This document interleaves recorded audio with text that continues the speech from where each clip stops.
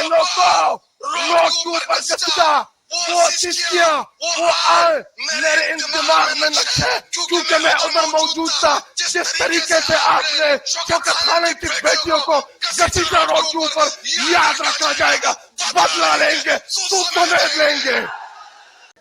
अगर इन्होंने गवर्नर राज लगाया, किधर जाएंगे, किधर जाएंगे? गवर्नर हाउस जाएंगे पहले।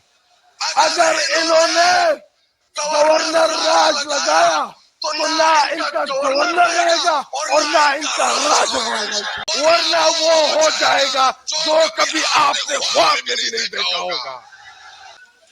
और इन्होंने वो दो कुत्ते बिठाए थे प्रेस कॉन्फ्रेंस के लिए, वो अता तारण,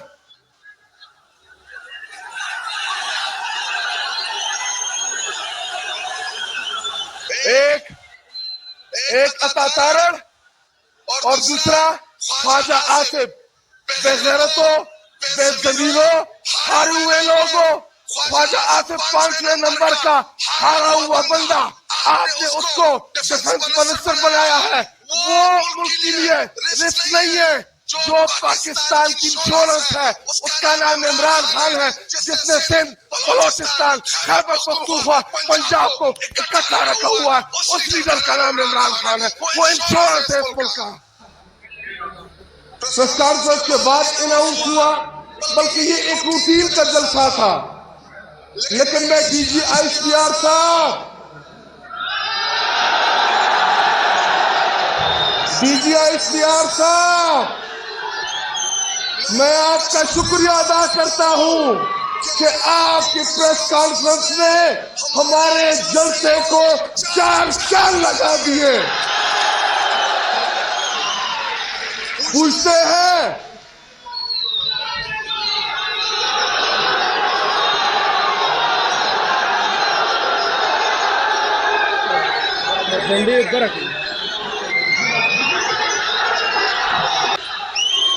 हमारी ये तरबियत नहीं है, हमारी ये तरबियत नहीं है कि हम वर्दी में किसी को गाली दें, वरना गाली का जवाब आता है, आपसे बेहतर आता है, आपसे बेहतर दे सकते हैं। लेकिन हमारी तरबियत इमरान खान साहब ने ये की है कि फौज भी मेरा है, मुल्क भी मेरा है, और ये पर्दा अपने और हमारी बीच रहने दे, वरना वो हो जाएगा जो कभी आपने ख्वाब में भी नहीं देखा होगा।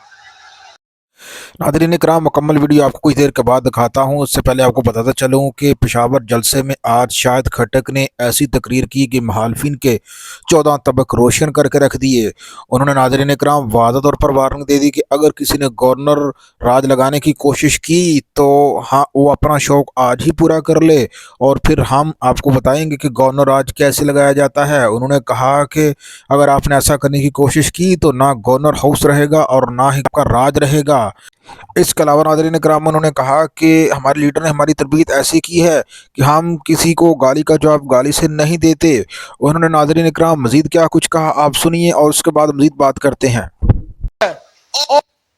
और मेरे और आपके इस मुल्क का साबिका प्राइम मिनिस्टर है जिसने अक़वाम मुत्तहिदा के ऊपर पाकिस्तान को और कश्मीर के मुकदमे को लड़ा।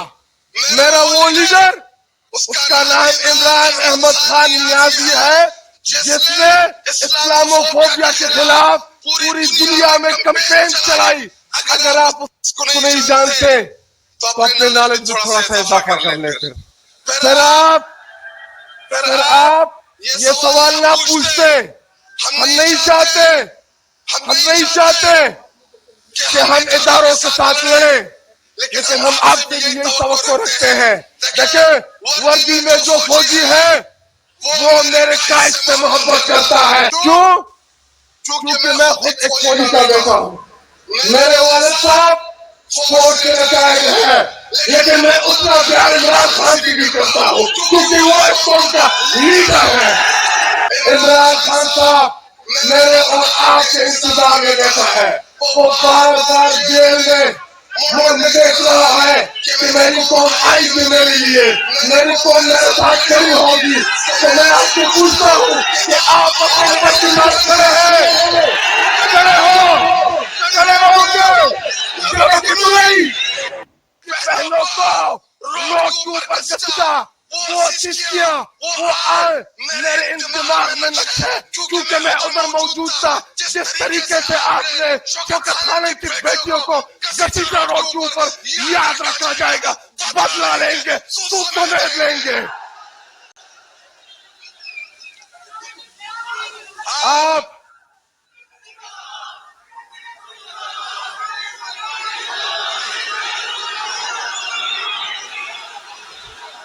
आपने आपने आपने मेरे लीडर जनाब इमरान खान साहब की बेगम, जो कि गैर सियासी खातून, कभी आप उसके ऊपर इज्जत जैसे घटिया केसेस करते हो? शर्म नहीं आती? बेशर्मो, शर्म थोड़ी सी भी नहीं आती?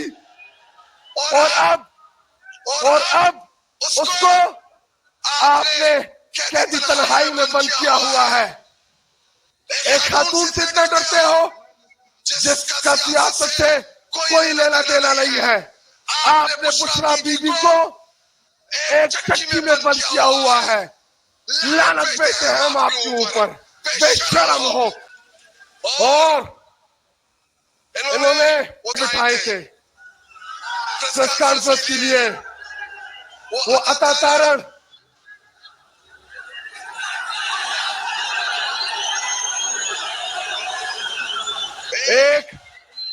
एक अता तारण और दूसरा ख्वाजा आसिफ। बेगैरतों, बेजमीनों, हारे हुए लोगों, ख्वाजा आसिफ 5वें नंबर का हारा हुआ बंदा, आपने उसको डिफेंस मिनिस्टर बनाया है। वो मुल्क के लिए रिस्क नहीं है। जो पाकिस्तान की इंश्योरेंस है उसका नाम इमरान खान है, जिसने सिंध, बलोचिस्तान, खैबर पख्तूनख्वा, पंजाब को इकट्ठा रखा हुआ है। उस लीडर का नाम इमरान खान है। वो इंश्योरेंस है इस मुल्क का।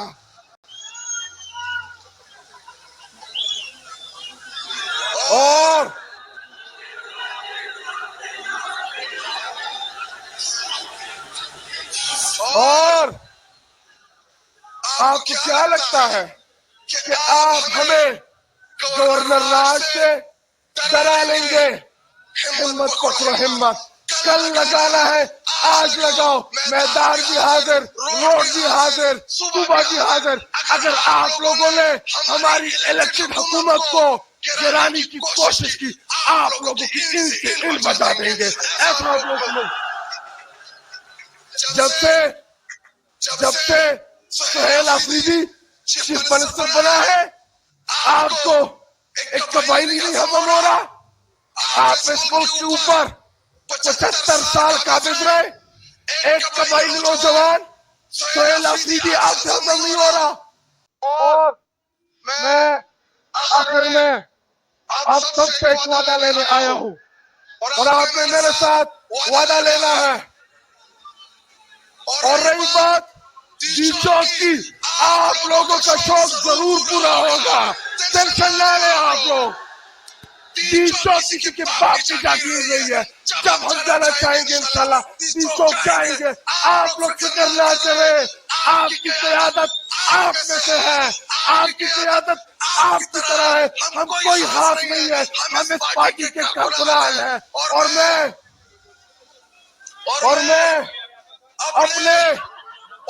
अपने लीडर इमरान खान साहब का भी शुक्रिया अदा करता हूँ कि आपने सुहेल अफरीदी जैसे आम मिडिल क्लास नौजवान को चीफ मिनिस्टर बनाया, मुझ जैसे ISF के प्लेटफॉर्म से एक आम कारकुन को पार्लियामेंट्री लीडर बनाया। जब आपका एतमाद हमारे ऊपर है खान, इंशाल्लाह हम आपको मायूस नहीं करेंगे, हम आपके साथ चट्टान की तरह रहेंगे इंशाल्लाह।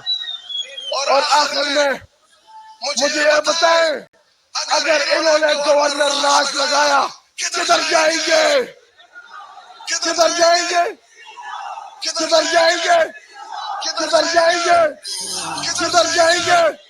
किधर जाएंगे? गवर्नर हाउस जाएंगे पहले।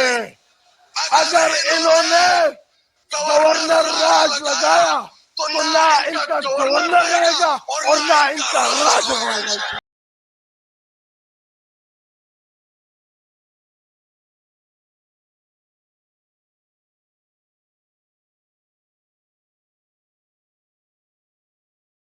तो नाज़रीन इकराम, आपने देखा जी, शाहिद खट्टक ये इंतहाई जज्बाती नज़र आ रहे थे और इन्होंने आज बहुत ही जो है वो जज्बाती तकरीर की है पेशावर के जलसे में।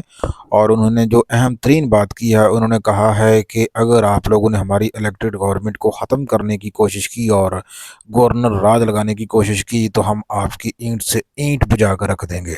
और साथ ही साथ उन्होंने नाज़रीन कराम जो ऑडियंस थी उनसे डी चौक जाने के हवाले से भी जो है उन्होंने बात की। उन्होंने कहा कि बहुत जल्द हम डी चौक जो है जाने का भी फैसला करेंगे, हम किसी से डरेंगे नहीं क्योंकि डी चौक किसी की बाप की जगीर नहीं। नाज़रीन करम, इस हवाले से मज़ीद अपडेट के लिए आप मेरे साथ रहिए।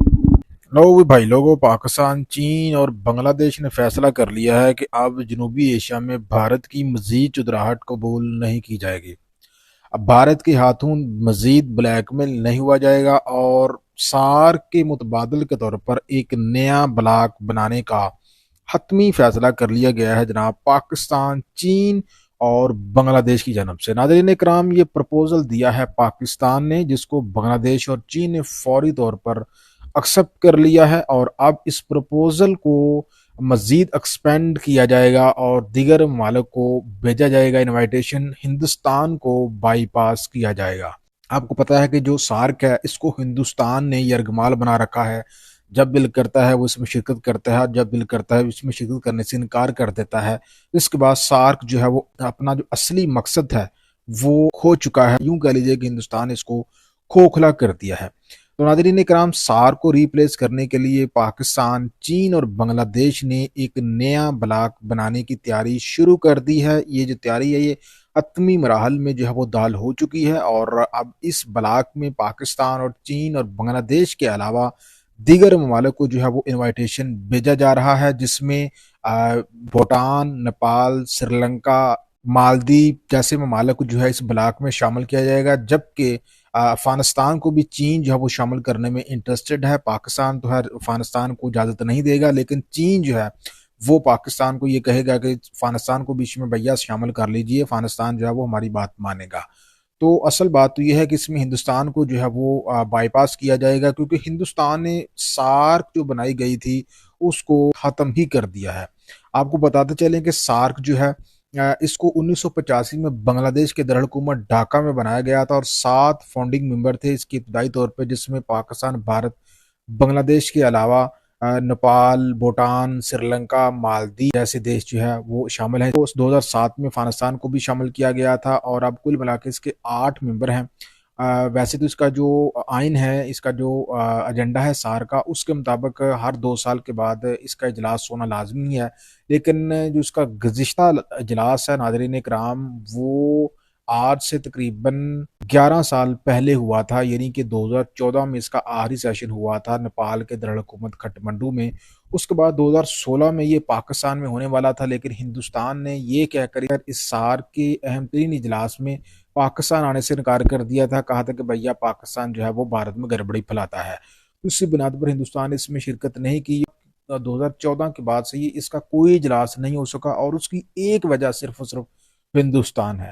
हालांकि ये जो ब्लॉक बनाया गया था इसका बुनियादी मकसद था कि जो मेंबर ममालिक हैं इनके दरमियान फ्री ट्रेड एग्रीमेंट हो और इसके साथ साथ शांति हो, अमन हो, इस्तेहकाम हो इनके दरमियान। लेकिन आपको पता है कि भारत जो है उसने हमेशा इसको अपने सियासी मकासद के लिए इस्तेमाल किया है और भारत की वजह से जो है उसके जो हमसाया ममालिक हैं उनके साथ जो उनका तनाव है वो किसी से ढक्का चुपा नहीं है। तो अब भारत के रवैये से तंग आ चुके हैं ये छोटे छोटे जो ममालिक हैं, ये भी इस ब्लॉक में शामिल हो सकते हैं और भारत जो है इसमें बाईपास हो सकता है। अब नाज़रीन अगर आपके जहन में कोई और सवाल आ रहा होगा कि आखिर कितना आसान होगा पाकिस्तान, चीन और बांग्लादेश के लिए इस ब्लॉक को तश्कील देना, हिंदुस्तान को बाईपास करना, तो उसके लिए मैं आपको ये बताता चलूँ कि हिंदुस्तान चूँकि एक बड़ा मुल्क है लेकिन चीन से बड़ा नहीं है। चीन का असर-रसूख जो है वो बहरहाल मौजूद है, नेपाल पे भी है उसका असर-रसूख, भूटान के साथ भी चीन के ताल्लुकात बढ़ रहे हैं, इसके अलावा श्रीलंका के साथ है, बांग्लादेश के साथ है, पाकिस्तान के साथ उसका ऑलरेडी है। तो इसमें कुछ हद तक जो नेपाल है उसके ऊपर हिंदुस्तान जो है वो थोड़ा बहुत दबाव बढ़ा सकता है, क्योंकि नेपाल की जो इकॉनमी है वो हिंदुस्तान के ऊपर डिपेंड करती है। नेपाल एक लैंडलॉक्ड कंट्री है और वो बैरूनी दुनिया के साथ तजारत करने के लिए भारत का इस्तेमाल करता है। इसके अलावा श्रीलंका जो है वहाँ पे भी भारत का थोड़ी बहुत जो है वो बात चलती है, क्योंकि श्रीलंका को वो लोन वगैरह भी देता है। तो ऐसे में कुछ ममालिक ऐसे हैं जो कि भारत के प्रेशर में आ सकते हैं, लेकिन बहरहाल एट द एंड जो है ये एक नया ब्लॉक जो है वो तश्कील दिया जा रहा है, और इसमें पाकिस्तान चीन का जो किरदार है वो अहम तरीन होगा। और इब्तदाई तौर पे इसमें 3 ममालिक हो सकते हैं, फाउंडिंग पाकिस्तान, चीन और बांग्लादेश, और उसके बाद इसमें मजीद ममालिक को शामिल करने के लिए न्योता भेजा जाएगा।